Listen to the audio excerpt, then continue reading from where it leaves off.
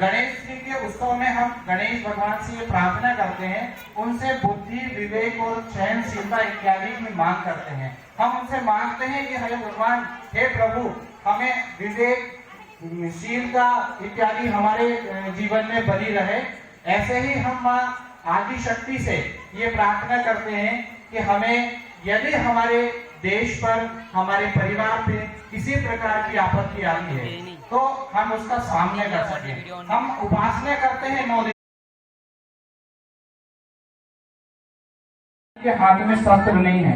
माँ ब्रह्मचारिणी उपासना करती हैं भगवान शिव की। हम सबने उनकी कथा पढ़ी और सुनी होगी कि उन्होंने हजारों वर्ष तक तपस्या करी। तपस्या करने के बाद उन्होंने शिव को प्राप्त किया।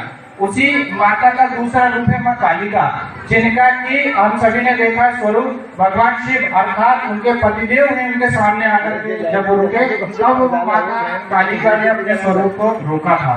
ऐसी हमारी परंपरा से जुड़ी हुई शस्त्रों की पूजन है। यदि हम हमारे पुरातन काल की बात करें तो शिवाजी महाराज के समय से ये परंपरा जब चालू हुई तो शिवाजी महाराज के समय तो और विभिन्न प्रकार की प्रतियोगिताएं होती थी। उस समय शस्त्र पूजन में दूसरे देश की अपनी सीमा को लांघ करके और दूसरे देश की सीमा में जाकर और अपनी शक्ति का प्रदर्शन किया जाता था। ऐसे भगवान माँ काली, भगवान शिव और शिवाजी महाराज के देश के हम सब वंशज हैं। आज यदि बड़े शहरों की बात की जाए तो बड़े शहरों में यदि कीड़ा काटा नहीं निकल जाता है तो मारने के लिए छोटी सी डंडी भी नहीं मिलती। लेकिन ये बात बहुत अच्छी है कि हमारे देश में, हमारे घरों में, हमारे नगर में इतना तो है कि एक दंड, जिसको संघ की भाषा में दंड कहते हैं, एक डंडा जरूर मिल जाता है। वह भी हमारा एक शस्त्र है। ऐसा शस्त्र हर घर में होना चाहिए। शस्त्र यदि हम आज यहाँ पूजा कर रहे हैं तो हमें उसकी पूजा प्रतिदिन करना चाहिए। हमें प्रयास करना चाहिए कि जिस प्रकार हम देवी देवताओं की पूजा कर रहे हैं उसी प्रकार शस्त्र की पूजा करें। उसमें जंग नहीं लगना चाहिए कभी, क्योंकि यदि उसमें जंग लग गई तो समझ लो हमारे स्वभाव में जंग लग गई। हम ऐसे देश के वासी हैं, ऐसे भगवान के अनुयायी हैं जहाँ पर कि हमारे को सिखाया जाता है कि शांति भी रखना और आवश्यकता पड़े तो अपना शस्त्र भी उठाना। यदि आपको कथा याद हो, मैं बहुत ज्यादा समय नहीं लूंगा आप सभी का। भगवान श्री कृष्ण जब अर्जुन को गीता का ज्ञान देते हैं और अर्जुन कहते हैं कि जो सामने खड़े हुए हैं मेरे अपने हैं, मैं इनके ऊपर शस्त्र कैसे उठाऊंगा, मैं नहीं उठा सकता। तब भगवान श्री कृष्ण ने समझाया कि ये जो शस्त्र आप उठा रहे हो यह भी एक प्रकार का धर्म है। आप अपने शत्रु के ऊपर शस्त्र उठा रहे हो, आप किसी अपने व्यक्ति पर नहीं उठा रहे हो। सामने जो खड़ा है वो तुम्हारा शत्रु है। उन्हें भगवान श्री कृष्ण की और अर्जुन की एक छोटी सी कथा हम सुनेंगे कि एक बार जब अर्जुन और श्री कृष्ण दोनों घूमने के लिए निकले तो उन्हें एक गरीब और गरीब ब्राह्मण दिखा। उसने उस गरीब ब्राह्मण को, अर्जुन ने सोचा कि ये बहुत गरीब है, मैं इसे कुछ सोने की असरफियां दे देता हूँ। कुछ सोने की असरफी उसे दान कर देते हैं। जब वो असरफी लेकर अपने घर जाता है तो रास्ते में सोचते हुए जाता है, हरि बोलिए माता महारानी की जोर से एक बार माताएं जो पीछे खड़ी है वो भी आवाज लगाएंगी। माता महारानी की, भारत माता की, भारत माता की।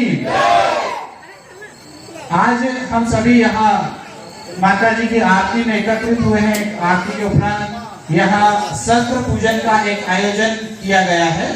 शस्त्र पूजन हमारी परंपरा से जुड़ा हुआ है, हमारी सनातन संस्कृति से जुड़ा हुआ है। निश्चित ही हम सभी ने देखा होगा कि हमारे जितने भी देवी देवता हैं, जो भी हमारे इष्ट हैं, सभी के पास में एक शस्त्र होता है और वे उस शस्त्र को अपने साथ में रक्षा के लिए रखते हैं। अभी कुछ दिनों पहले हमने गणेश जी का उत्सव मनाया। हमारी परंपरा में गणेश उत्सव और देवी जी का उत्सव, हम दोनों उत्सवों को बड़ी धूमधाम से मनाते हैं। गणेश जी के उत्सव में हम गणेश भगवान से ये प्रार्थना करते हैं, उनसे बुद्धि, विवेक और सहनशीलता इत्यादि की मांग करते हैं। हम उनसे मांगते हैं कि हे भगवान, हे प्रभु, हमें विवेक, शीलता इत्यादि हमारे जीवन में बनी रहे।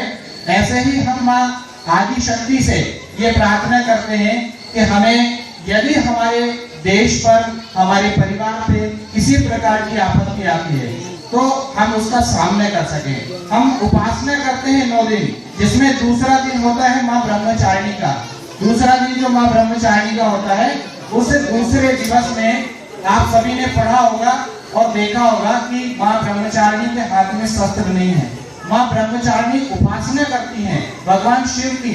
हम सबने उनकी कथा पढ़ी और सुनी होगी कि उन्होंने हजारों वर्ष तक तपस्या करी।